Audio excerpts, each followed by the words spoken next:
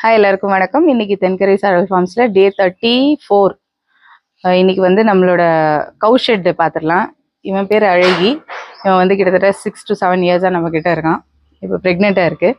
எப்படியும் ஒரு வாரம் 10 நாளில் குட்டி போட்டுருன்னு சொல்லியிருக்கிறாங்க. அது வந்து அழகி போட்ட குட்டி. அது பேர் லக்ஷ்மி.